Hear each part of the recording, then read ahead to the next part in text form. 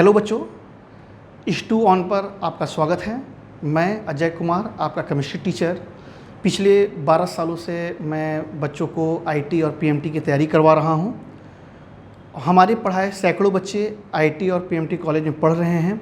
अगली बारी आपकी है। स्टार्ट करते हैं आज आपकी क्लास। आज हम लोग आयनिक इक्विलिब्रियम जा रहे हैं स्टार्ट करने। आयनिक इक्विलिब्रियम के लिए सबसे पहले हम लोग ये पढ़ेंगे कि हम लोग को इस चैप्टर में कौन कौन सी चीज़ें कवर करनी हैं।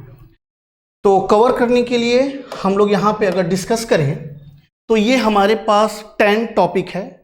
ये 10 टॉपिक हम लोग को इस चैप्टर में कवर करने हैं। सबसे पहले हम लोग टाइप ऑफ इलेक्ट्रोलाइट पर आएंगे। इलेक्ट्रोलाइट के टाइप पर हम लोग को 2 टाइप के इलेक्ट्रोलाइट्स पढ़ने हैं।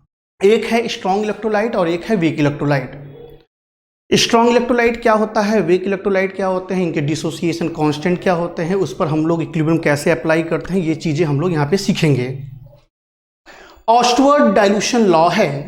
किसी भी इलेक्ट्रोलाइट को जब हम लोग डाइल्यूट करते हैं तो डाइल्यूशन करने पर उसके कंडक्टेंस पर या उनके नंबर ऑफ आयन पर या इनके डिग्री ऑफ डिसोसिएशन पर क्या इफेक्ट पड़ता है, हम लोग उसको पढ़ेंगे यहाँ पर ऑस्टवर्ड डाइल्यूशन लॉ में। कॉमन आयन इफेक्ट है। अगर आप केमिकल इक्विलिब्रियम पढ़े हैं तो केमिकल इक्विलिब्रियम में आप ली चैटर प्रिंसिपल पढ़े हैं।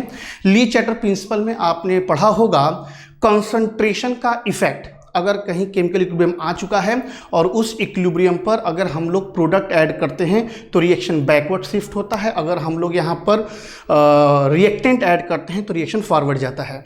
इसी एप्लीकेशन पर, इन्हीं चीज़ों पर हम लोग यहाँ पर कॉमन आयन इफेक्ट देखेंगे, जहाँ पर कोई कॉमन आयन स्ट्रॉन्ग इलेक्ट्रोलाइट का आएगा और वीक इलेक्ट्रोलाइट के डिग्री ऑफ डिसोसिएशन को डिक्रीज कर देगा। नेक्स्ट है सॉल्बिलिटी और सॉल्बिलिटी प्रोडक्ट। हमारे यहाँ 12th में सॉल्यूशन चैप्टर है। सॉल्यूशन में 3 टाइप के सॉल्यूशन पढ़ने होते हैं, gas in liquid, liquid in liquid और सॉलिड इन लिक्विड। यहाँ पर ये जो टर्म आप देख रहे हैं सॉल्बिलिटी एंड सॉल्बिलिटी प्रोडक्ट, ये पूरी तरह से सॉलिड इन लिक्विड पर बेस होगा। यहाँ पर हम लोग कोई सैचुरेटेड सॉल्यूशन देखेंगे, उस सैचुरेटेड सॉल्यूशन पर, उसके सॉल्बिलिटी पर और उसके सॉल्बिलिटी प्रोडक्ट पर क्या रिलेशन होता है उस पर देखेंगे और उस पर हम लोग कई क्वेश्चन भी बनाएंगे। आगे चलेंगे, आयनिक प्रोडक्ट ऑफ वाटर हम लोग पढ़ेंगे, जिसको हम लोग KW बोलते हैं। KW की वैल्यू 10 के पावर में 14 होती है। कैसे होती है, टेम्परेचर वेरिएशन से, किस तरह से इसकी वैल्यू वेरी करती है, इन सब चीज़ों को हम लोग देखेंगे। नेक्स्ट है हमारे पास pH और pOH। यहाँ पर हम लोग pH स्केल पढ़ेंगे, pOH पढ़ेंगे, pH पढ़ेंगे, pKa पढ़ेंगे, pKb पढ़ेंगे। pH और pOH की मदद से हम लोग किसी भी सॉल्यूशन का हम लोग पता करेंगे कि उसका नेचर कैसा है, वो एसिडिक है, बेसिक है, न्यूट्रल है। ये हम लोग pH और pOH की मदद से सीखेंगे। मैं ये मान के चलता हूँ कि लॉगरिथम आपको पता होगा, क्योंकि pH और pOH के क्वेश्चन बनाने के लिए आपको लॉ की जरूरत पड़ेगी। नेक्स्ट टॉपिक हमारे पास है एसिड, बेस एंड सॉल्ट। अगर हम एसिड और बेस की बात करें तो एसिड और बेस हमारे पास 2 टाइप के, एसिड और बेस को डिफाइन करने के लिए अब तक हम लोग के पास 3 लॉ हैं। वो तीनों लॉ हम लोग यहाँ पे डिस्कस करेंगे। सबसे पहले था आर्हेनियस, जहाँ पर पता चला कि वो केमिकल स्पीसीज जो कि H+ दे दे वो एसिड है, जो OH- दे दे वो बेस है। इसी तरह से हम लोग आगे बढ़ेंगे, लेविस कॉन्सेप्ट पढ़ेंगे। जो इलेक्ट्रॉन डिफिशियंट हैं वो एसिड है, जो इनके पास इलेक्ट्रॉन एक्सेस है वो हमारे बेस हैं। लास्ट में हम लोग ब्रॉन्स्टेंट और लोरी पढ़ेंगे। ब्रॉन्स्टेंट और लोरी में हम लोग conjugate acid, conjugate base, amphoteric, 4 type के सॉल्वेंट पढ़ेंगे, अप्रोटिक, प्रोटिक, प्रोटोफिलिक, प्रोटोफिलिक, इस टाइप के हम लोग सॉल्वेंट डिस्कस करेंगे। इसके बाद हम लोग आगे बढ़ेंगे और डिस्कस करेंगे सॉल्ट।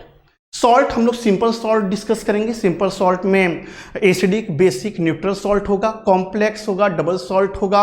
इन सब चीज़ों को हम लोग पढ़ेंगे। अगला हम लोग के पास आता है बफर सॉल्यूशन।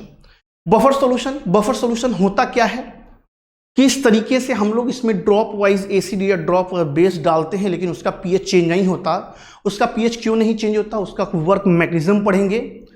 यहाँ पर हम लोग बफर के टाइप्स पढ़ेंगे, एसिडिक बफर और बेसिक बफर। एसिडिक बफर और बेसिक बफर पढ़ने के साथ ही हम लोग बफर कैपेसिटी पढ़ेंगे। लास्ट नेक्स्ट टॉपिक हम लोग के पास होगा सॉल्ट हाइड्रोलिसिस। अभी तक हम लोग जब सॉल्ट का डिफिनीशन पढ़ते हैं तो हम लोग यही पढ़ते हैं कि भाई कोई भी एसिड किसी बेस में डाल दो तो सॉल्ट और वाटर बनता है। लेकिन अब हम लोग यहाँ पे पढ़ाएंगे कि किसी सॉल्ट को आप वाटर में डाल दो, जो सॉल्यूशन है वो या तो एसिडिक या तो बेसिक हो जाएगा। जब हम लोग वाटर के अंदर सॉल्ट को ऐड करेंगे तो जो सॉल्ट होगा वो हमारा या तो एसिडिक या तो बेसिक हो जाएगा। इसके लिए सॉल्ट हाइड्रोलाइसिस के लिए हम लोग 4 टाइप के सॉल्ट डिस्कस करेंगे। एक ऐसा सॉल्ट जो कि स्ट्रॉन्ग एसिड स्ट्रॉन्ग बेस से बना होगा, उसका जो नेचर होगा वो न्यूट्रल होगा। स्ट्रॉन्ग एसिड वीक बेस पढ़ेंगे, वीक एसिड स्ट्रॉन्ग बेस पढ़ेंगे, वीक एसिड वीक बेस पढ़ेंगे। लास्ट टॉपिक चैप्टर का हम लोग इंडिकेटर पढ़ेंगे। इंडिकेटर वो केमिकल स्पीसीज हैं जो कि अपने कलर के माध्यम से या कलर इंडिकेट करके दिखाकर हम लोग को सॉल्यूशन का नेचर बताते हैं, एसिडिक है कि बेसिक है। इसके लिए हम लोग यहाँ पर पढ़ेंगे 2 इंडिकेटर आपके सिलेबस में हैं, एक फिनॉल फिनोल्फथलीन और एक मिथाइल ऑरेंज। इसके लिए ऑस्टवर्ट का लॉ है, इन लॉ ऑफ इंडिकेटर, उस लॉ को हम लोग पढ़ेंगे। तो टोटल मिलाकर इस चैप्टर में इतनी टॉपिक हम लोग को कवर करने हैं। तो हम लोग स्टार्ट करने जा रहे हैं टाइप ऑफ इलेक्ट्रोलाइट्स। तो टाइप ऑफ इलेक्ट्रोलाइट्स के लिए हम लोग स्टार्ट कर रहे हैं। हम लोग यहां पर आएंगे, टाइप ऑफ इलेक्ट्रोलाइट्स। तो अगर आप नोट्स बना रहे हैं तो लिखिए टाइप ऑफ इलेक्ट्रोलाइट्स। चैप्टर हम लोग स्टार्ट कर रहे हैं type of electrolytes. Type of electrolytes, type of electrolyte में हमारे पास 2 टाइप के इलेक्ट्रोलाइट्स हैं। वो 2 टाइप के इलेक्ट्रोलाइट हैं, पहले हमारे पास स्ट्रॉन्ग इलेक्ट्रोलाइट है और हमारे पास वीक इलेक्ट्रोलाइट है। स्ट्रॉन्ग इलेक्ट्रोलाइट्स क्या होते हैं?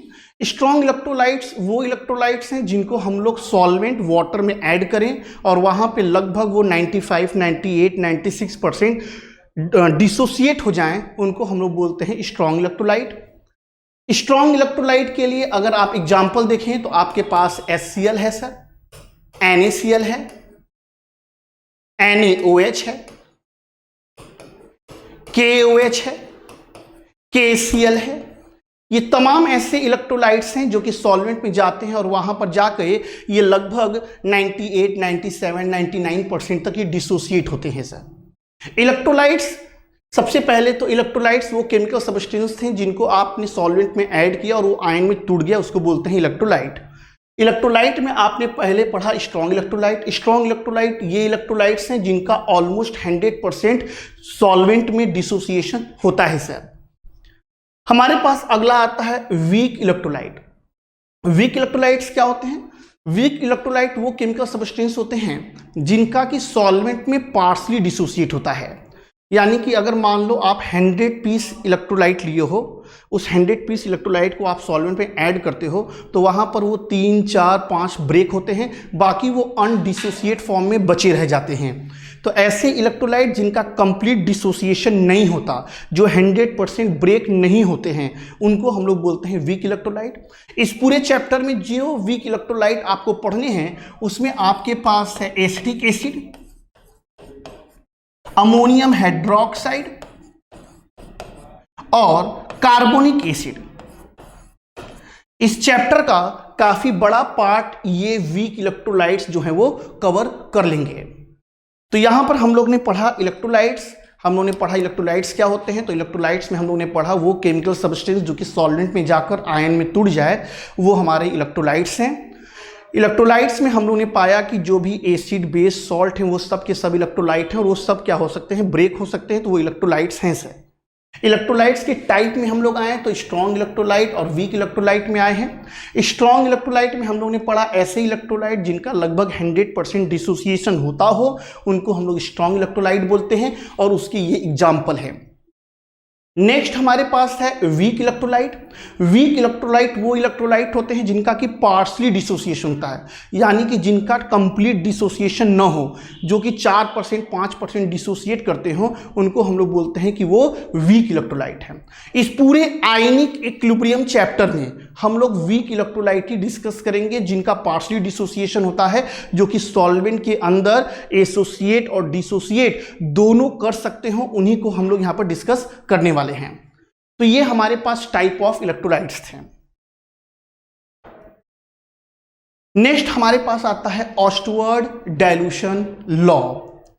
जैसा कि ये ऑस्टवर्ड डाइल्यूशन लॉ है तो तुम लोग समझ रहे होगे कि सर कुछ ना कुछ डाइल्यूशन के बारे में बताएंगे। यहां पर मैं आपको बता रहा हूं, हम लोगों ने कोई एक वीक इलेक्ट्रोलाइट लिया। वीक इलेक्ट्रोलाइट मान लिया हमने ले लिया है AB। ये वीक इलेक्ट्रोलाइट AB है जो कि यहां पर पार्शियली डिसोसिएट हुआ सर। डिसोसिएट हुआ तो यहां से बना A+ और ये बन गया B-। A+ और B- में ये डिसोसिएट हो गया।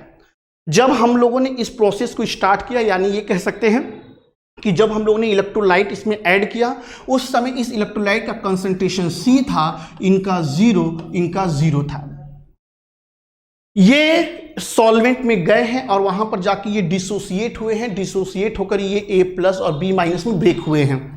तो ऐसे में यहां से अगर इनका यहां ये C अल्फा गया है तो यानी ये C अल्फा और ये C अल्फा बनेगा sir. Where alpha is a degree of dissociation, alpha is the degree of dissociation, इसको फ्रैक्शन ऑफ डिसोसिएशन भी बोलते हैं सर। आप इसमें 100 का मल्टीप्लाई कर दोगे तो ये परसेंट ऑफ डिसोसिएशन हो जाएगा।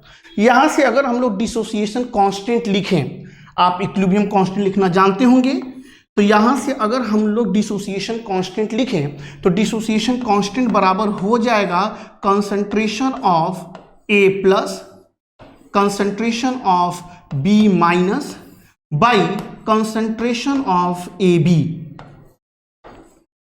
ये हम लोग ने लिखा इस इलेक्ट्रोलाइट के लिए डिसोसिएशन कांस्टेंट। यहां से अब हम लोग ने वैल्यू पुट किया तो यहां से हमारे पास A+ का कंसंट्रेशन आया है C अल्फा, B- का है C अल्फा और यहां पर आ गया है C1- ये हो गया अल्फा। यहां से C और ये C कैंसिल आउट करते हैं तो हमारे पास जो निकल कर आता है यहां से K = C alpha square by 1- alpha. हम लोग ये मान के चलते हैं कि ये जो AB है काफ़ी वीक इलेक्ट्रोलाइट है। अगर ये काफ़ी वीक इलेक्ट्रोलाइट है तो जो अल्फा की वैल्यू होगी वो बहुत छोटी होगी 1 से। अगर ये 1 से काफ़ी छोटी है तो यहाँ से ये इसको नेग्लिजिबल कर देंगे, यानी कि 1- अल्फा की वैल्यू जो होगी वो अप्रॉक्स 1 के आसपास आ जाएगी। ऐसे कंडीशन में यहां से हम लोग K = डिसोसिएशन कांस्टेंट हमने यहां पे लिखा है C अल्फा स्क्वायर। यानी यहां से अगर हम लोग डिग्री ऑफ डिसोसिएशन की बात करें तो ये हमारे पास हो जाएगा K dissociation constant by C concentration. This is the degree of dissociation. आपके पास क्वेश्चन कुछ ऐसा आएगा, डिसोसिएशन कांस्टेंट देगा और इलेक्ट्रोलाइट का कंसंट्रेशन देगा, आपको डिग्री ऑफ डिसोसिएशन या परसेंट ऑफ डिसोसिएशन निकालना होगा। तो यहां से आप डिग्री ऑफ डिसोसिएशन निकाल सकते हैं और इसमें अगर 100 का मल्टीप्लाई कर दें तो आपको यहां से परसेंट ऑफ डिसोसिएशन मिल जाएगा। तो अगर आप नोट कर रहे हो तो नोट कर लो या इसका स्क्रीनशॉट ले लो जल्दी से।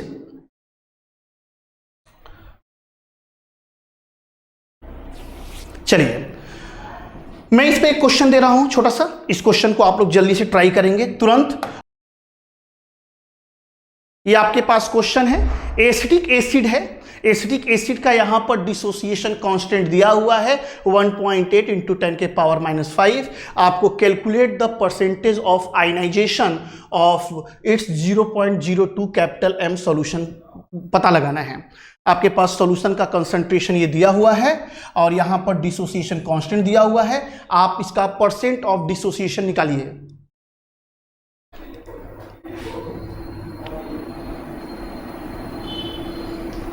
चलिए मैं बता रहा हूं, यहां से हम लोगों ने स्टार्ट किया है। डायरेक्ट फॉर्मूले पे ना आकर थोड़ा सा इसको दिखा रहा हूं, आप देखो ये हमारा एसिटिक एसिड है और ये ब्रेक होगा एसीटेट आयन और H+ में। डिसोसिएशन की बात करेंगे तो यहां से C अल्फा निकलेगा तो इनका C अल्फा बनेगा। क्योंकि ये एसिड है तो एसिड के लिए डिसोसिएशन कांस्टेंट Ka है। अगर बेस होता तो यहां पर Kb होता, तो यहां पर डिसोसिएशन कांस्टेंट Ka तो 1.8 10⁻⁵ है। तो यहां पर dissociation constant Ka = concentration of acetate ion, concentration of H+ by concentration of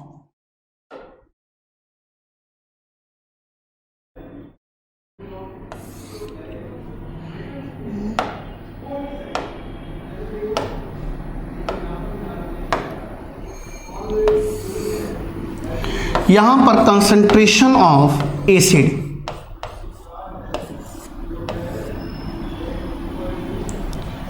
सारे वैल्यू यहां पे पुट कर रहे हैं। तो यहां से आ जाएगा C alpha C1 minus alpha, C से C कैंसिल, अल्फा पहले की तरह नेगलेक्ट कर देंगे, यहां पर C अल्फा स्क्वायर हो जाएगा। तो यहां से अल्फा इक्वल टू हमारे पास आ गया है अंडर रूट में KA/C। वैल्यू रखना है, वैल्यू रख लीजिए। यहां से हम लोग रखते हैं KA की वैल्यू, तो K है 1.8 इंटू 10 के पावर में -5 बाई कंसंट्रेशन है 0.02। यहां से आपको ये अल्फा की वैल्यू आ जाएगी। ये अल्फा की जो वैल्यू आएगी ये आपका डिग्री ऑफ डिसोसिएशन होगा, लेकिन याद रखें आपको परसेंट ऑफ आयनाइजेशन बोला है, इसका मतलब कि आपको इसमें 100 का मल्टीप्लाई करना है। तो यहां से इसको सॉल्व करिए, अल्फा की वैल्यू जो भी आएगी आपको परसेंट ऑफ निकालना है। तो यहां पर आपकी जो भी वैल्यू आएगी इसमें आप 100 का मल्टीप्लाई कर देंगे, वो आपका आंसर होगा। नोट कर लीजिए बाकी लोग।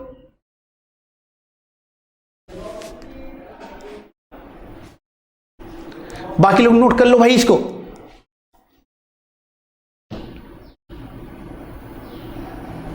यहां से अगर कैलकुलेशन करना चाहें तो ये इससे कैंसिल हो जाएंगे, ये इससे कैंसिल हो जाएगा सर, यहां से 90 आ जाएगा, ये हो जाएगा 3 इंटू 10 के पावर -3, यानी कि यहां पर 3 इंटू 10 के पावर -2 इंटू यहां पर 100 कर देंगे, आपको आ जाएगा 3%।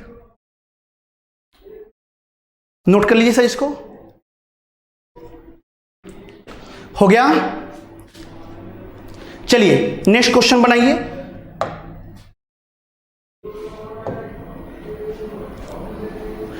ये नेक्स्ट क्वेश्चन है, इसको बनाइए।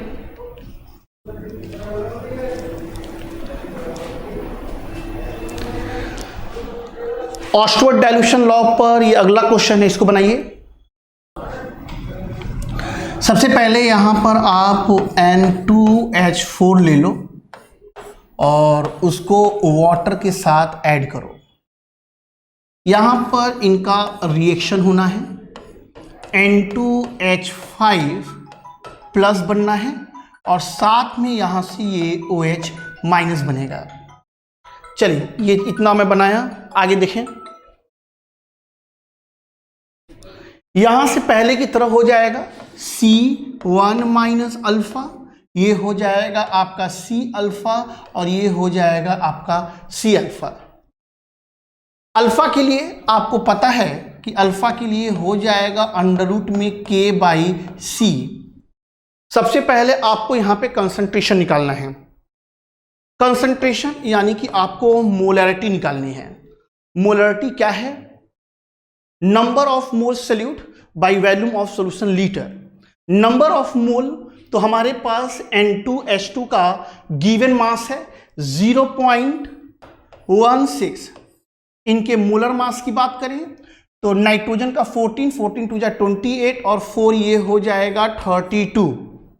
वॉल्यूम ऑफ सॉल्यूशन की बात करें तो 500 ml है, तो ये हो जाएगा यहां से 500 ml। इसको हमने बदल दिया है लीटर में। यहां से ये इससे कैंसिल 2 बार में, ये इससे कैंसिल हो जाएगा, तो जो कंसंट्रेशन निकलकर यहां से हमारे पास आएगा वो हो जाएगा 0.01। ये हमारे पास कंसंट्रेशन है, यानी जो ये 500 ml आपने सॉल्यूशन बनाया है, इस 500 ml सॉल्यूशन में N2H4 का ये मोलर कंसंट्रेशन है 0.01। यहां से Ka हम लोग रखेंगे, तो जब Ka रखेंगे तो 4 इंटू 10 के पावर में -6 है। बाई कंसंट्रेशन की बात करें तो यहां पर 0.01 है, तो ये हो जाएगा 10 के पावर में -2। तो ये 10 के पावर में -2 जब आप यहां रखोगे तो ऊपर आके ये प्लस हो जाएगा, और -6 में से जब ये प्लस होगा 2 तो यहां हमारे पास आएगा 2 इंटू 10 के पावर -2। ये आपका आ जाएगा डिग्री ऑफ डिसोसिएशन। अगर आपको परसेंटेज ऑफ डिसोसिएशन निकालना है तो यहां पर आपका परसेंट ऑफ डिसोसिएशन जो होगा यहाँ पर 2 इंटू 10 के पावर में -2 इंटू 100 हो जाएगा, यानी कि आपका 2% आ जाएगा। थोड़ा लिखना बंद करेंगे, मैं यहाँ पे कुछ बता रहा हूँ, थोड़ा सा इम्पोर्टेंट मामला है, इसको आप देखेंगे, क्योंकि ये जो कॉमन आयन इफेक्ट है ये केवल यही नहीं पढ़ना होगा, आगे चलेंगे आप पीएच पढ़ेंगे, सॉल्बिलिटी पढ़ेंगे, साइमल्टेनियस सॉल्बिलिटी पढ़ेंगे, सॉल्ट हाइड्रोलिसिस पढ़ेंगे, बफर पढ़ेंगे, इन सब में इसका यूज होगा। यानी इस पूरे चैप्टर में कॉमन आयन इफेक्ट आपके साथ हमेशा चलने वाला है। तो कॉमन आयन इफेक्ट थोड़ा सा यहाँ पर देखेंगे। सबसे पहले हम लोग कोई वीक इलेक्ट्रोलाइट ले लेते हैं। वीक इलेक्ट्रोलाइट हम लोग अपना AB लेते हैं, ये AB यहाँ से ब्रेक होता है A+ और B- में। यहां से हम लोगों ने एक इलेक्ट्रोलाइट लिया है वीक इलेक्ट्रोलाइट, जो कि टूटा है A+ और B- में। यहां पर इनका जो भी कंसंट्रेशन रहा हो, यहां पर ये ब्रेक होकर A+ और B- में यहां पर आ चुके हैं। हम लोग इसी सॉल्यूशन में कोई स्ट्रॉन्ग इलेक्ट्रोलाइट ऐड कर रहे हैं। जो स्ट्रॉन्ग इलेक्ट्रोलाइट हम लोग ऐड कर रहे हैं उसमें कोई एक कॉमन आयन है इस वीक इलेक्ट्रोलाइट का। इस वीक इलेक्ट्रोलाइट का कोई कॉमन आयन उस स्ट्रॉन्ग इलेक्ट्रोलाइट में प्रेजेंस है। जैसे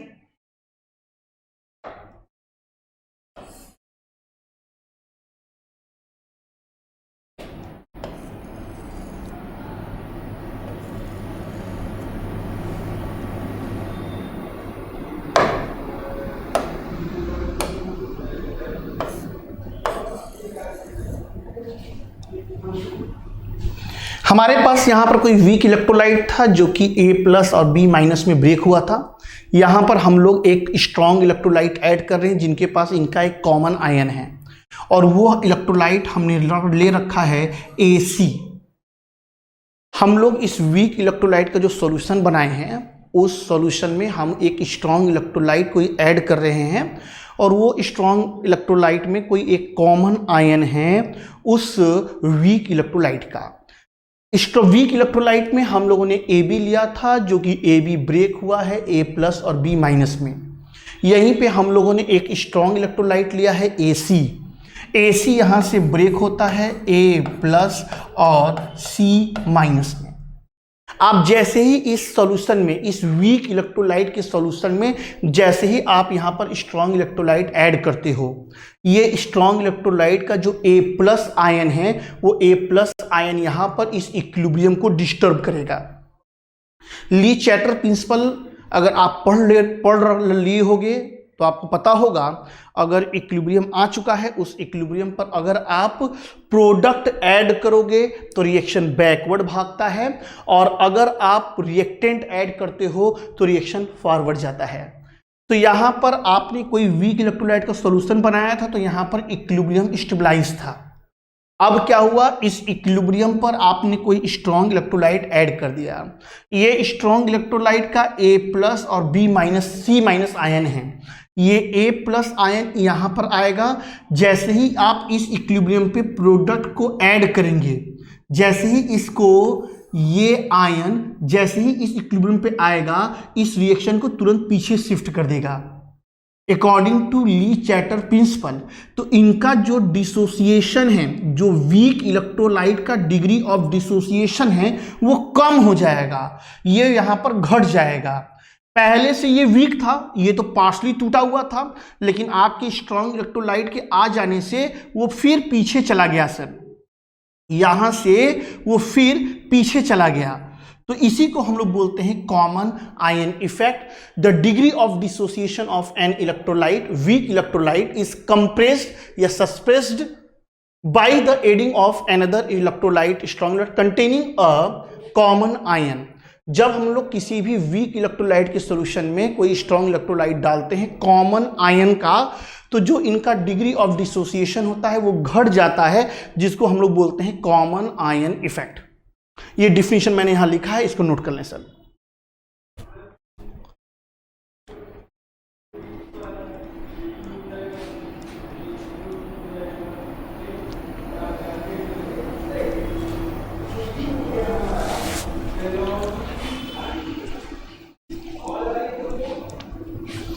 नोट कर लिए?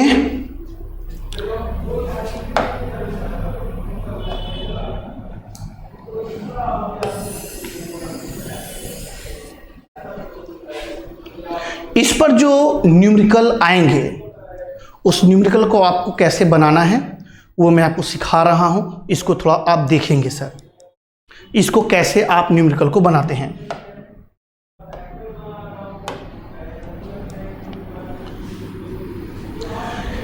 हम लोग ने यहां पे सबसे पहले एक वीक इलेक्ट्रोलाइट लिया है। वीक इलेक्ट्रोलाइट हम लोगों ने यहां पर AB ले लिया। ये वीक इलेक्ट्रोलाइट AB यहां से ब्रेक हो गया है। ब्रेक होने के बाद बन गया है A+ और B-। इस समय यहाँ पर कोई स्ट्रॉन्ग इलेक्ट्रोलाइट नहीं है, यहाँ पर सिंपल हमारा एक वीक इलेक्ट्रोलाइट है जिसका ये कंडीशन है।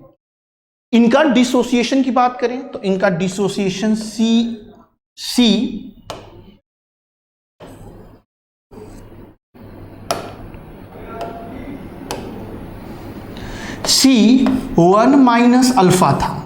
इनका यहां पर C अल्फा और इनका यहां पर C अल्फा था। इनका ये डिसोसिएशन था। हम लोगों ने इसमें एक इलेक्ट्रोलाइट ऐड किया। इलेक्ट्रोलाइट हम लोगों ने जो ऐड किया वो हम लोगों ने AC ऐड किया और इस AC का हम लोगों ने जो कंसंट्रेशन रखा है मान लेते हैं 0.2 कैपिटल M है। अब क्या है कि ये स्ट्रॉन्ग इलेक्ट्रोलाइट है, हम लोगों ने इसमें ऐड किया तो क्या चीजें बदलेंगी। यहां पर जैसे ही ये स्ट्रॉन्ग इलेक्ट्रोलाइट आएगा ब्रेक करेगा A+ और C- में। क्योंकि ये स्ट्रॉन्ग इलेक्ट्रोलाइट है तो रिवर्सिबल रिएक्शन का साइन नहीं लगेगा, ये ऑलमोस्ट 100% डिसोसिएट हो जाएगा। अगर यहां से इनका 1 मोल डिसोसिएट होता है तो इनका 1 मोल और इनका 1 मोल बनेगा। ये इस रिएक्शन की स्टोइचियोमेट्री है सर। तो यहां पे इनका कंसंट्रेशन 0.2 है, तो अगर इनका कंसंट्रेशन 0.2 है तो इनका भी कंसंट्रेशन 0.2, इनका भी कंसंट्रेशन 0.2। अब ये जो A+ है, A+ का कंसंट्रेशन जो 0.2 है वो यहां पर आएगा क्योंकि सॉल्यूशन तो एक ही है, ये यहां पर आएगा और इस पूरे इक्विलिब्रियम को डिस्टर्ब करेगा। यानी कि जब जब यहां पर ये आ जाएंगे तो अब केसेस क्या होंगी, अब क्या चीजें होंगी सर। यहां से अब इनका डिसोसिएशन बदल जाएगा। अब यहां से ये हो जाएंगे C1 - अल्फा डैश, ये हो जाएगा C अल्फा डैश प्लस आपके वीक इलेक्ट्रोलाइट के डिसोसिएशन से आपको A+ C अल्फा डैश मिलेगा, लेकिन आपको A+ AC भी दे रहा है तो यहां पर जो A+ का कंसंट्रेशन होगा वो हो जाएगा 0.2। B- का कंसंट्रेशन अब हो जाएगा C अल्फा डैश। यानी कि अगर अब हम लोग इनका डिसोसिएशन कांस्टेंट लिखें तो वो किस तरीके से बदल गया है। अब जब आप इसका डिसोसिएशन कांस्टेंट लिखेंगे कॉमन आयन आने के बाद तो क्या लिखेंगे, तो अब डिसोसिएशन कांस्टेंट कॉमन आयन आने के बाद जो होगा वो हो जाएगा concentration of A+, concentration of B-, concentration of AB। तो A+ का कंसंट्रेशन अब हो जाएगा C अल्फा डैश जो कि आपको वीक इलेक्ट्रोलाइट के डिसोसिएशन से मिला है, और 0.2 जो कि आपको स्ट्रॉन्ग इलेक्ट्रोलाइट से मिला है सर। यहां से आप इनका कंसंट्रेशन कुछ किताबों में A भी लेके चले हैं, वो बोलते हैं कि ये A है तो इनके टूटने के बाद ये भी A और ये भी A बनेगा। हमने आपको बाकायदा एक नंबर दे दिया है कि स्टोइचियोमेट्री के हिसाब से ये टूटेंगे तो ये इतना बनेंगे। ये कंसंट्रेशन हो गया है आपका A+ का। B- का कंसंट्रेशन तो B- का हो जाएगा C अल्फा डैश। AB की बात करें तो AB का कंसंट्रेशन हो जाएगा C1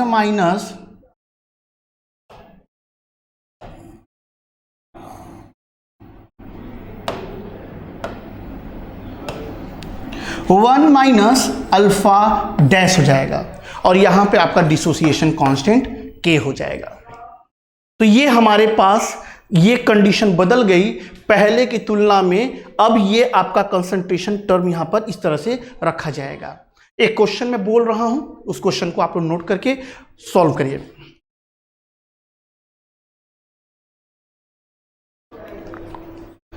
aqueous solution of acetic acid,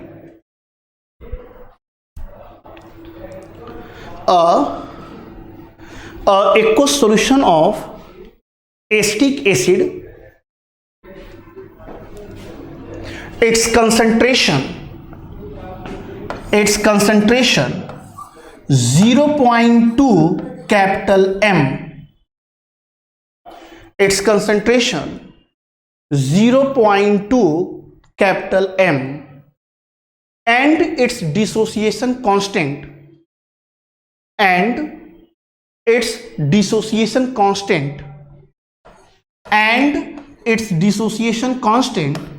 1.8 into 10 के पावर में -4.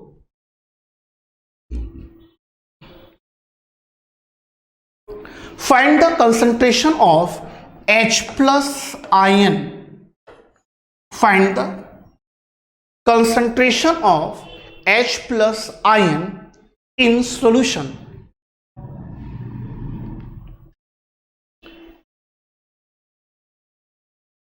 थोड़ा स्पेस देके या लाइन चेंज करके, in this solution add sodium acetate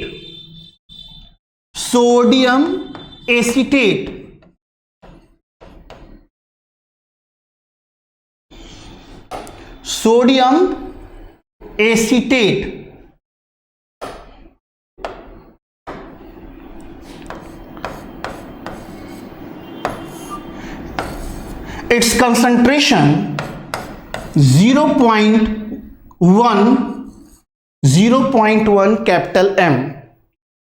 Then find the further concentration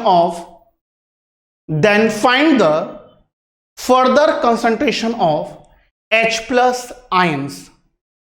Then find the further concentration of H plus ion. दो बार आपको H plus का concentration निकालना है. पहले आपके पास प्योर एसिटिक एसिड है, उससे कंसंट्रेशन निकाल लो. सेकेंड बार में उसमें आप सोडियम एसीटेट सॉल्ट ऐड करो, उसके बाद क्या कंसंट्रेशन होगा वो निकालो जल्दी से.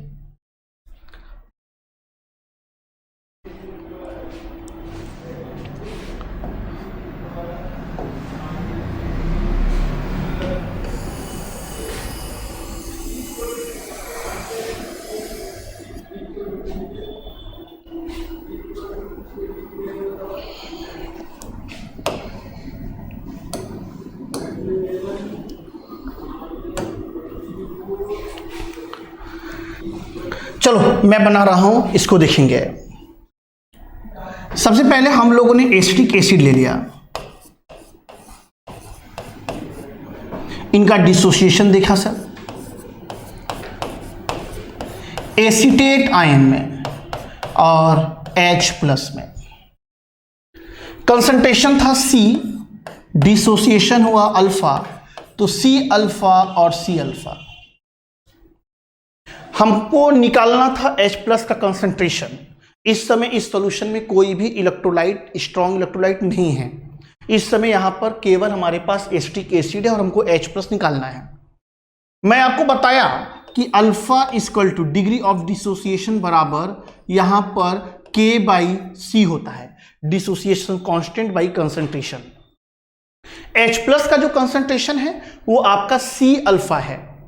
H प्लस का कंसंट्रेशन आपके पास C अल्फा है और आपके पास अल्फा की वैल्यू यहां से आ सकती है. हमने दोनों साइड C अल्फा का मल्टीप्लाई कर दिया, C का मल्टीप्लाई किया, तो यहां से जो H प्लस का कंसंट्रेशन होगा वो C अल्फा अंडर रूट में KC हो जाएगा. यहां जब C का मल्टीप्लाई हो गया तो C से C कैंसिल हो जाएंगे और एक C अंदर बचेगा.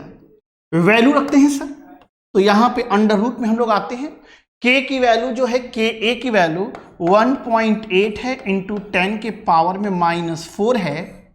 और कंसंट्रेशन की बात करें, पहले यहां से अल्फा निकाल लेते हैं.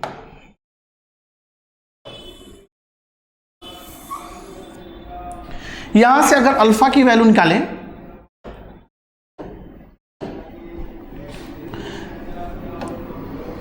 यहाँ से अल्फा की वैल्यू हो जाएगी अंडर रूट में 1.8 इंटू 10 के पावर में -4 डिवाइड बाई 0.2। ये इससे कैंसिल हो जाएगा 9 बार में, तो अल्फा की वैल्यू यहाँ से हमारे पास आ जाएगी 3 इंटू 10 के पावर में -2।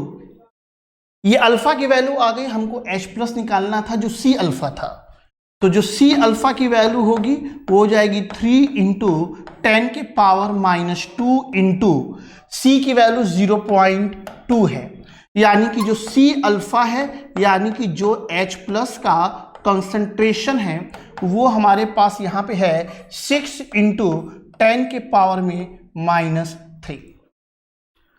तो ये हम लोग को H प्लस का कंसंट्रेशन यहां से मिला।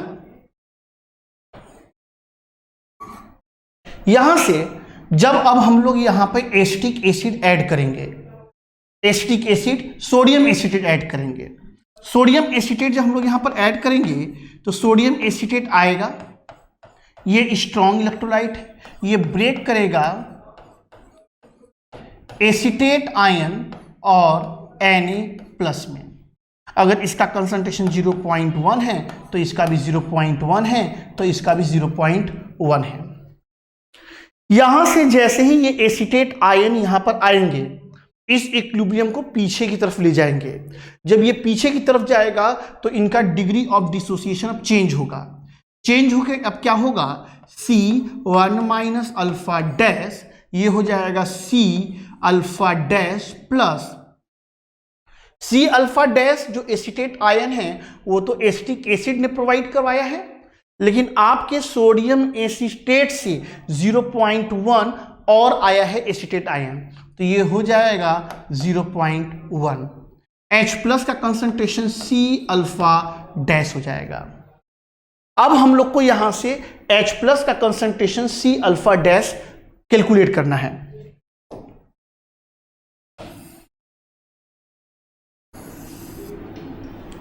कैलकुलेट करते हैं यहां से। वापस से हम लोग यहां पर Ka लिखते हैं। जो Ka लिखेंगे तो कंसंट्रेशन लिखेंगे एसिटेट आयन का, तो यहां से ये हो जाएगा C alpha dash plus 0.1। H plus का हो जाएगा C अल्फा डैश, यहां हो जाएगा C1 अल्फा डैश। C से C ये कैंसिल, अल्फा डैश बहुत छोटा नंबर है 1 से, यहां से इसको नेग्लेक्ट कर दिया सर। यहां से इसको ओपन किया है तो Ka C अल्फा डैश का स्क्वायर प्लस 0.1 अल्फा डैश आया।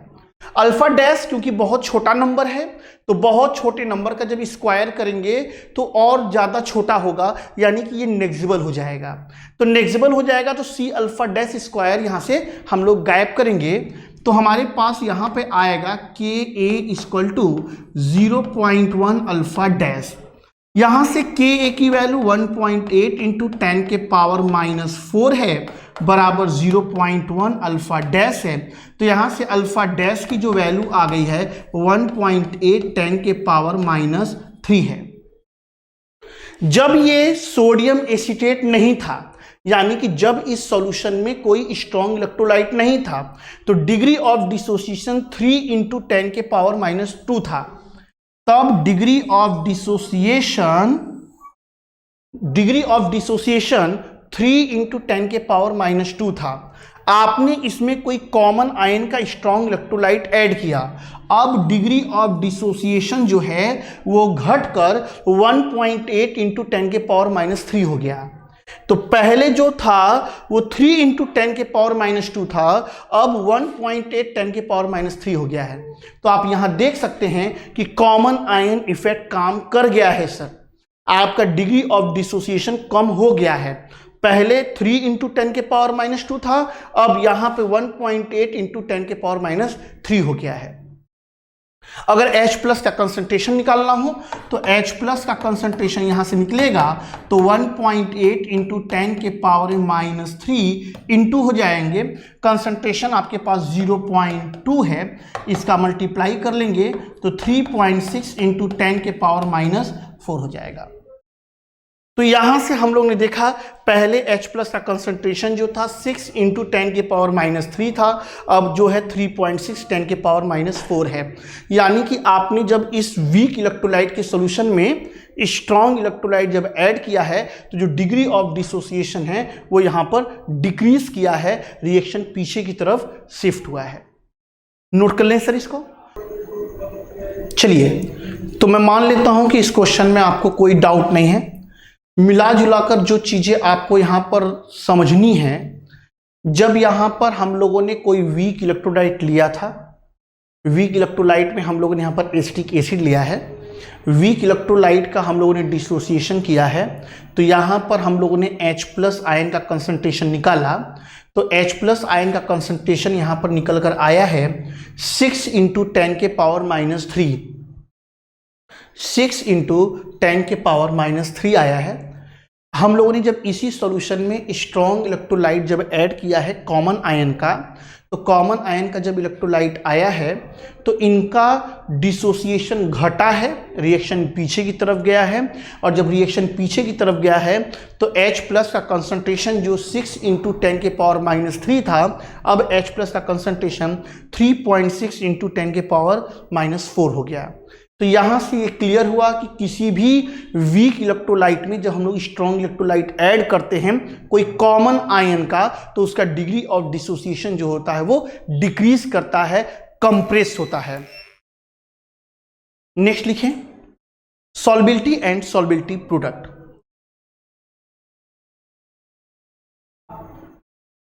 नेक्स्ट है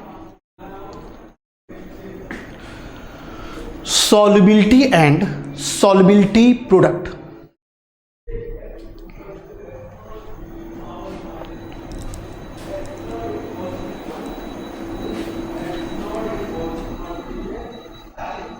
टाइम के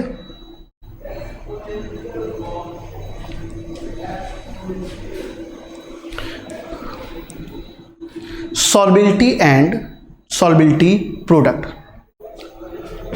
सॉल्बिलिटी पढ़ने के लिए सबसे पहले हम लोग को पढ़ना पड़ेगा सैचुरेटेड सॉल्यूशन। सैचुरेटेड सॉल्यूशन क्या होता है? हमारे पास मान लेते हैं कोई ग्लास है, उस ग्लास में हम लोग कोई भी इलेक्ट्रोलाइट या कोई भी सॉलिड सॉल्यूट ऐड कर रहे हैं। जब सॉलिड सॉल्यूट हम लोग ऐड कर रहे हैं तो वो लगातार उसमें डिसॉल्व होता जा रहा है, हम लगातार उसमें सॉल्यूट ऐड करते जा रहे हैं, लगातार ऐड करते जा रहे हैं और लगातार डिसॉल्व होता जा रहा है। लेकिन एक ऐसा टाइम यहाँ पर आया कि अब जो है सॉल्यूट इसके अंदर डिसॉल्व होना बंद हो गए हैं सर। यानी कि किसी ऐसे सॉल्यूशन में जहाँ पर और सॉल्यूट मोर सॉल्यूट डिसॉल्व ना हो, ऐसे को हम लोग बोलते हैं सैचुरेटेड सॉल्यूशन। तो सॉल्यूट का वो अमाउंट जो कि 1 लीटर सॉल्यूशन को सैचुरेट करने में खर्च होता है, उसी को हम लोग बोलते हैं सॉल्युबिलिटी। एग्जाम्पल, हम लोगों ने यहाँ पर कोई सॉल्यूशन लिया, मान लेते हैं हमारे पास यहाँ पर 1 लीटर हमारे पास कोई वाटर है, हम लोगों ने इसमें शुगर ऐड किया, टेम्परेचर हम लोगों ने यहाँ पर 25 डिग्री सेल्सियस रखा। इस 1 लीटर सॉल्वेंट को सैचुरेटेड करने के लिए शुगर का जो अमाउंट खर्च होगा वही होगा शुगर की सॉल्बिलिटी इस सॉल्वेंट के लिए इस टेम्परेचर पर। जैसे 25 डिग्री सेल्सियस पे 1 लीटर वाटर को सैचुरेटेड करने के लिए शुगर का 300 ग्राम खर्च हुआ, तो शुगर की सॉल्युबिलिटी वाटर के लिए 25 डिग्री सेल्सियस पे 300 ग्राम है सर। अगर आप टेम्परेचर वेरी करते हैं तो सॉल्युबिलिटी जो है वो वेरी करेगा। जैसे यहां पर हम लोगों ने 1 लीटर वाटर तो रखा, लेकिन अब की टेम्परेचर हम लोग 80 डिग्री सेल्सियस कर दिए। 1 लीटर वाटर रखा और टेम्परेचर 80 डिग्री सेल्सियस कर दिए। अब क्या है, इसी 1 लीटर वाटर को सैचुरेटेड करने के लिए शुगर का 340 ग्राम खर्च हुआ। यानी कि शुगर की सॉल्युबिलिटी वाटर के लिए 80 डिग्री सेल्सियस पे 340 ग्राम हो गया सर। तो जो भी सॉलिड सॉल्यूट की वो अमाउंट जो कि 1 लीटर सॉल्वेंट को सैचुरेट करने में खर्च होता है किसी पर्टिकुलर टेम्परेचर पर, वही उसकी सॉल्बिलिटी होती है उस सॉल्वेंट के लिए उस टेम्परेचर पर। Minimum amount of solute required for saturated 1 litre of solvent, minimum amount of solute required for saturated 1 liter of solvent is known as solubility of solute for this solvent at that temperature। अगर आप solvent very करते हो तो भी सॉल्बिलिटी very करेगा, अगर आप temperature vary करते हो तो भी टेम्परेचर के साथ उसकी सॉल्बिलिटी वेरी करती है सर। अब हम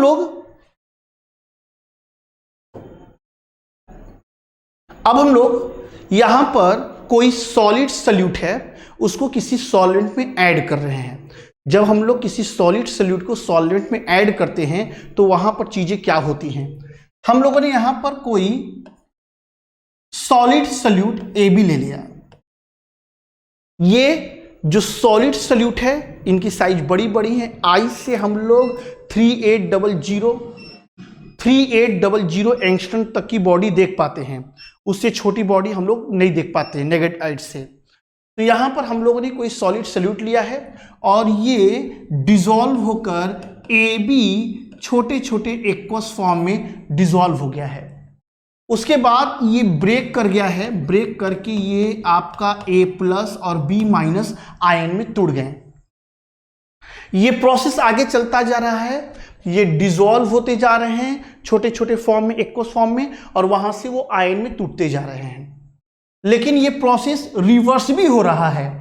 अब की A+ और B- आपस में मिलकर AB बना रहे हैं और ये AB वापस से एसोसिएट होकर वापस से AB सॉलिड बना रहे हैं। इसका मतलब ये हुआ कि जब हम लोग किसी सॉलिड सॉल्यूट को हम लोग ऐड करते हैं सॉल्वेंट में और वहां पर वो लगातार डिसॉल्व होता जाता है और एक ऐसा समय आता है कि डिसॉल्व होना बंद हो जाता है, ये गड़बड़ है। ऐसा नहीं होता कि वो डिसॉल्व नहीं होता, वो लगातार डिसॉल्व होते रहता है, लेकिन जितनी तेजी से वो डिसॉल्व होता है उतनी तेजी से वो वापस बनता है। अगर आप केमिकल इक्विलिब्रियम पढ़े हैं तो केमिकल इक्विलिब्रियम में आपने उसकी प्रॉपर्टीज पढ़ी सर। तो केमिकल इक्विलिब्रियम में उसकी प्रॉपर्टीज में आपको बढ़ाया गया होगा। केमिकल इक्विलिब्रियम जो होता है वो डायनेमिक नेचर का होता है, वो स्टैटिक नहीं है। इक्विलिब्रियम के समय रेट ऑफ रिएक्शन फॉरवर्ड बराबर हो जाता है रेट ऑफ रिएक्शन बैकवर्ड की। हम लोग को ओवरऑल ऐसा देखने में लगता है कि भैया रिएक्शन रुक गया है, लेकिन रिएक्शन किसी भी समय में रुका नहीं होता है। रिएक्शन जितनी तेजी से फॉरवर्ड जाता है उतनी तेजी से बैकवर्ड आता है और ओवरऑल नेट हम लोग को लगता है कि रिएक्शन होना बंद हो गया है। यहां पर भी यही चीजें हैं, जितनी तेजी से सॉलिड सॉल्यूट डिसॉल्व होते हैं उतनी ही तेजी से डिसॉल्व हुए वापस एसोसिएट होते हैं और हम लोग बोलते हैं कि सॉल्यूशन सैचुरेटेड हो गया है और उसमें और ज्यादा सॉल्यूट डिसॉल्व नहीं हो पा रहा है। क्या टाइम हो गया क्या? अभी है ना सर? तो यहां पर जब हम लोग देख रहे हैं कि कोई सॉलिड इलेक्ट्रोलाइट हम लोग डिसॉल्व कर रहे हैं तो वो एक्वस फॉर्म में जा रहा है और एक्वस से फिर वो आयंस में ब्रेक हो रहे हैं।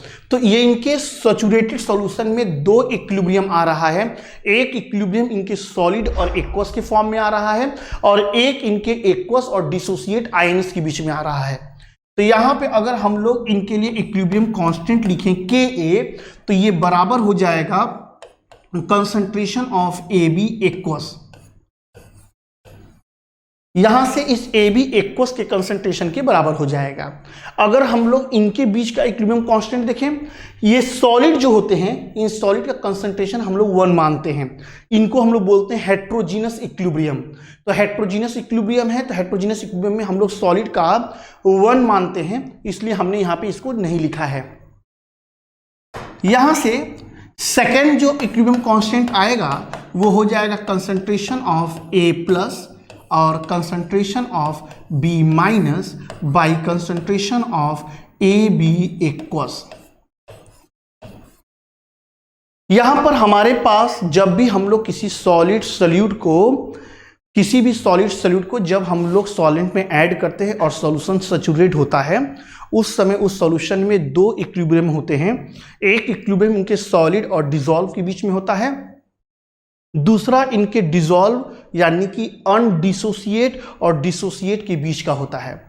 तो जो पहला इक्विलिब्रियम हम लोग के पास आता है अनडिसोसिएट और सॉलिड के बीच में, वहां पर सॉलिड का हम लोग कंसंट्रेशन 1 मानते हैं, तो जो डिसोसिएशन कांस्टेंट होता है वो अनडिसोसिएट इलेक्ट्रोलाइट के कंसंट्रेशन के बराबर होता है। और जो दूसरा वाला आता है वो यहां पर है concentration of ion by undissociated of electrolyte.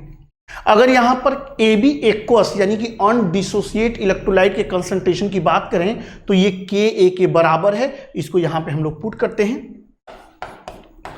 तो K2 यहां पर हो जाएगा A प्लस, ये हो जाएगा B माइनस, और यहां से हो जाएगा K1। तो ये जो K1 और K2 है इसका जो प्रोडक्ट होता है इसी को हम लोग बोलते हैं सॉल्बिलिटी प्रोडक्ट, और यही बराबर होता है कंसंट्रेशन ऑफ आयंस के। एक बात याद रखो बच्चा, ये कंसंट्रेशन ऑफ आयन का प्रोडक्ट है कब, जबकि सॉल्यूशन सैचुरेटेड है। जब सॉल्यूशन सैचुरेटेड नहीं होगा तो इसी आयन के कंसंट्रेशन के प्रोडक्ट को आप बोलोगे आयनिक प्रोडक्ट। अभी आपको आयनिक प्रोडक्ट नहीं पढ़ाया हूं, अभी आप सॉल्बिलिटी प्रोडक्ट पढ़ लो, तब आयनिक प्रोडक्ट पढ़ाऊंगा तो फिर मैं आपको प्रेसिपिटेट बनेगा कब बनेगा, सुपर सैचुरेटेड कब होगा, ये सब चीजें बताऊंगा।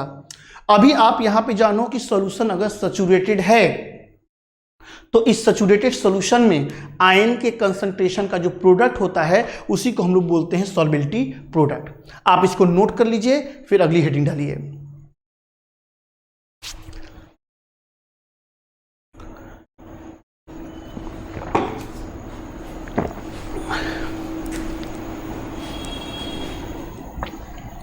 हो गए?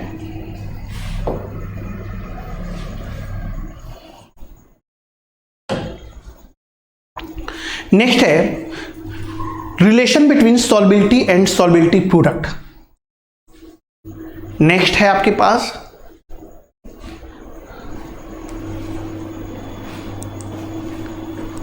सॉल्बिलिटी and solubility product. Relation between solubility and solubility product. बहुत ही छोटे से एग्जाम्पल के साथ हम स्टार्ट कर रहे हैं। जैसे जैसे आप समझते चलेंगे हम इलेक्ट्रोलाइट बदलते चलेंगे। सिंपल सा इलेक्ट्रोलाइट हम लोग ए बी से ही स्टार्ट किए हैं। हमारा कोई सॉल्यूशन है,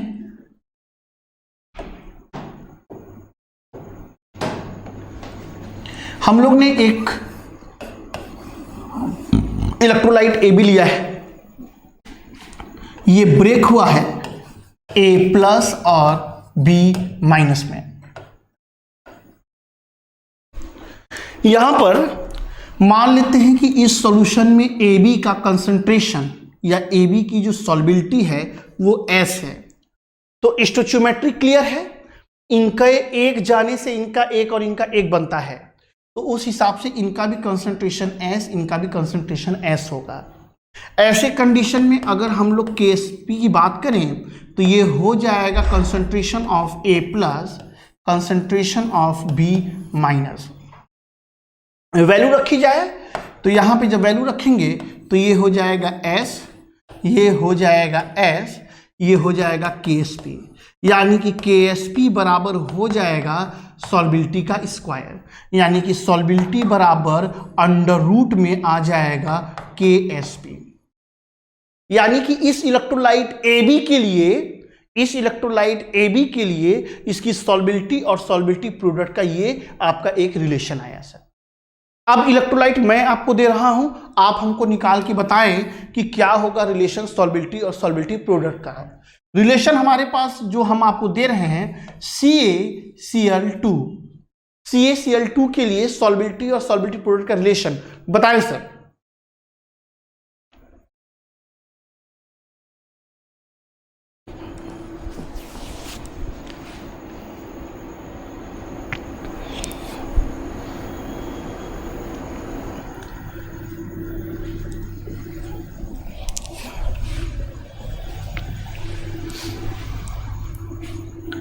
CaCl2 के लिए सॉल्बिलिटी एंड सॉल्बिलिटी प्रोडक्ट के बीच का रिलेशन बताएं।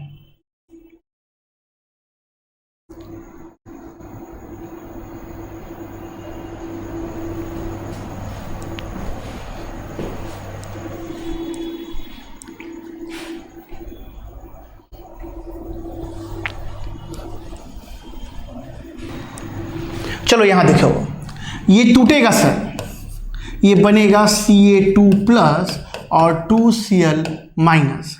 इसकी सॉल्बिलिटी S अगर होगी तो इसका यहां से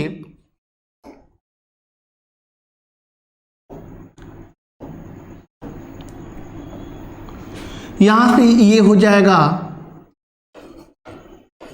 इसकी S हो जाएगी और इसकी सॉल्बिलिटी हो जाएगी 2S।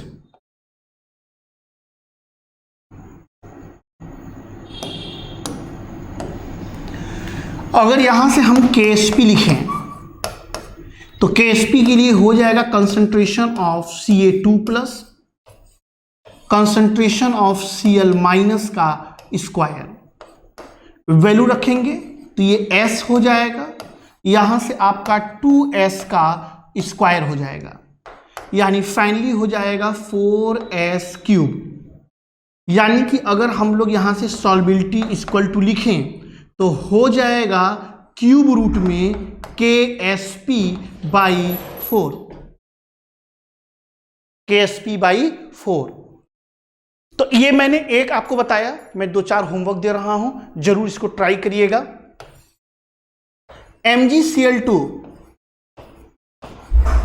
Aluminium hydroxide, aluminium sulphate, आप सब मान के चलोगे कि सब वीक इलेक्ट्रोलाइट है और उसी हिसाब से आप बनाएंगे सर। H3PO4, ये 4 आपके पास होमवर्क है बेटा, और ये 4 आप ट्राई करेंगे और जब कल हम मिलेंगे आपसे तो इसको डिस्कस करेंगे। कुछ क्वेश्चन हम जेईई मेंस और नीट के लेके आएंगे कल आपसे डिस्कस करने के लिए। आज के लिए इतना है, आप इसको अच्छे से देख लो। On H2ON study is always on. Concepts के बेहतर रियलाइजेशन के लिए H2ON पर बने रहिए।